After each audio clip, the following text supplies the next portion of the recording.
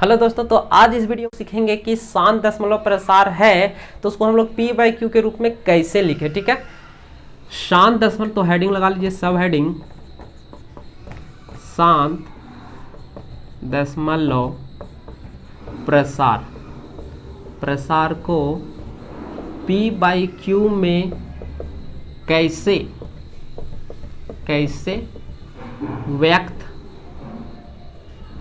व्यक्त करें।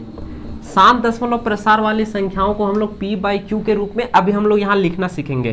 जैसे अभी जो आया था 0.75 आया था, 0.75 है तो ये एक परिमेय संख्या है। आपको पता है कि दशमलव से भिन्न कैसे बनाते हैं। दशमलव से भिन्न कैसे बनाते हैं, क्या करते हैं कि यहाँ से दशमलव को हटाते हैं और नीचे 1 देते हैं, और दशमलव के बाद जितनी संख्या है, दशमलव यहाँ से उड़ गया और दशमलव के बाद जितनी संख्या है उतना जीरो यहाँ लगा देते हैं। ठीक है, यानी कि 75/100। तो ये P बाई क्यू के रूप में है। अगर हम लोग इसको काटना चाहे तो क्या करेंगे, ये दोनों का HCF ले लेंगे। HCF दोनों का कितना आएगा, 25 आ जाएगा। आपको दिख रहा सीधा सीधी 25 से E भी कटेगा और ये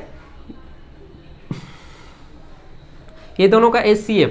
अगर हम लोग इसको छोटा करना चाहे, काट के छोटा करना चाहे तो क्या करेंगे कि ये 75 है यार, ये 100 है, तो 75 और 100 का HCF क्या है तो फैक्टर करेंगे। सबसे बड़ा फैक्टर 25, इसका गुणनखंड, सबसे बड़ा गुणनखंड कितना 25 और इसका भी 25, यानी कि इसका जो HCF हो जाएगा कितना 25। तो दोनों को हम लोग 25 से डिवाइड कर देंगे, दोनों को। सेम चीज़ से कुछ भी हम लोग गणित में ऊपर और नीचे काम कर सकते हैं। 25 से क्या हो जाएगा, ये 25 तिया 75 और 25 चौक 100, तो वही चीज़ रिजल्ट आ गया 3/4। तो क्या किए हम लोग, दशमलव को हटाएं, उसके बदले 1 दिए और उसके बाद जितना अंक था दशमलव के उसको हम लोग क्या किए, लिख दिए। जितना अंक था उतना जीरो लिख दिए। ठीक है, आइए तो इसको हम लोग स्टेप करके हम लोग लिख लेते हैं नोट्स। जैसा कि हम आपको हर एक वीडियो में हर एक टॉपिक्स को स्टेप के माध्यम से बताते हैं, तो आइए यहाँ भी स्टेप लिखते हैं। तो स्टेप जो इसका फर्स्ट स्टेप होगा वो क्या होगा, दिए गए दशमलव प्रसार में हर, जो उसका हर होगा उसको 1 मान लेंगे। ठीक है, हर मान लीजिए। हर जो रहेगा, जो दशमलव प्रसार कुछ भी रहेगा दशमलव प्रसार, उसका हर, उसको बट्टा में करके 1 हम लोग ले लेंगे। ठीक है, पहला काम। दूसरा काम जो है स्टेप 2, इसका जो स्टेप 2 है वो कि क्या है, दशमलव के बाद की संख्याएं, अंक लिख देते हैं। अंकों को गिनिए तथा दशमलव को हटा दीजिए। दशमलव में जो अंक दिया रहेगा, दशमलव के बाद जो अंक दिया रहेगा उसको गिन लेंगे और दशमलव हटा देंगे। ठीक है, चलिए स्टेप 3, लास्ट स्टेप जो इसका है, स्टेप 3 वो क्या है कि दशमलव के बाद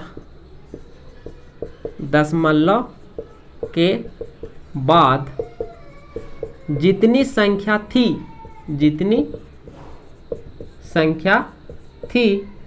उतना ही जीरो, यानी कि शून्य को 1 के साथ या बाद, ठीक है, लिख दीजिए। ये तीसरा लास्ट स्टेप नहीं है, इसका लास्ट स्टेप है स्टेप 4।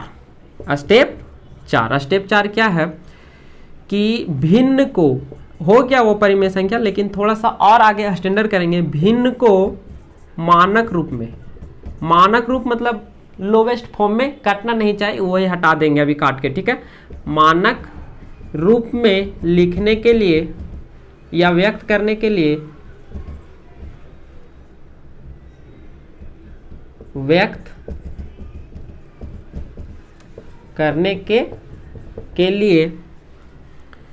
P और Q दोनों का दोनों का HCF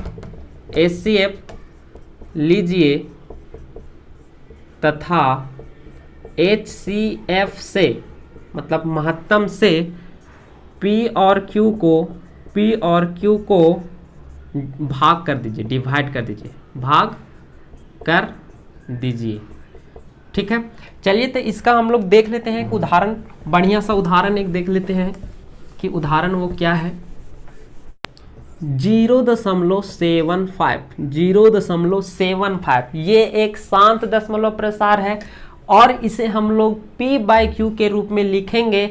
तो उसका स्टेप हम यहाँ 4 बताए हैं। पहला स्टेप क्या कि इसका जो हर है वो आप 1 ले लीजिए। इसका हर कितना ले लीजिए? 1। किसी भी संख्या का हर हम लोग 1 ले सकते हैं। ठीक है, तो चलिए हर इसका 1 ले लिए, पहला स्टेप काम खत्म, स्टेप 1 खत्म।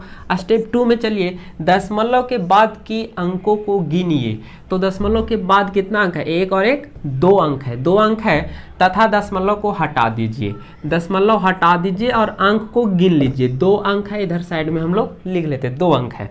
स्टेप 3 दशमलव के बाद जितनी संख्या थी उतनी ही शून्य को एक के साथ या बाद, एक के साथ या बाद लिख दिए। 2 गो अंक था दशमलव के बाद, 1 और 1 2, तो 2 गो जीरो हम लोग यहाँ पर बिठा दिए। ठीक है, ये स्टेप 3 का काम खत्म। स्टेप 4 जो है वो है भिन्न को, ये हमको एक भिन्न मिल गया है। ठीक है, ये एक हमको भिन्न मिल गया। अब इसको मानक रूप में यानी कि छोटा रूप में कटना नहीं चाहिए। यहाँ दोनों हर और अंश कट रहा है, P और Q दोनों क्या हो रहा है? कट रहा है। तो इसको हम लोग क्या करेंगे? उसको कटना नहीं चाहिए, दोनों का HCF। तो 100 और 75, 100 और 75 का HCF कितना हो जाएगा? 25। आप निकाल लीजिएगा और ये आसान भी है। इसका सबसे बड़ा हाईएस्ट कॉमन फैक्टर जो है 25 और 75 भी जो है वो 25, सबसे बड़ा संख्या 25 है, उसी से कटेगा। ठीक है, तो इसका HCF कितना? 25। तो इसको हम लोग भाग करेंगे। क्या करना है? भाग कर देना है। तो भाग कर देते हैं इसको दोनों को 25। अब देखिए यहाँ क्या होगा, यहाँ क्या होगा कि 25 या 75, 25 से जब हम लोग 75 को भागा देंगे 3 बार में कटेगा और 25 से जब 100 को भागा देंगे तो 4 बार में कटेगा। तो ये जो आपका है वो एक परिमेय संख्या है। क्या है? परिमेय संख्या। और परिमेय संख्या यानी कि P/Q के रूप में हम लोग इसको क्या किए? चेंज कर दिए। ठीक है।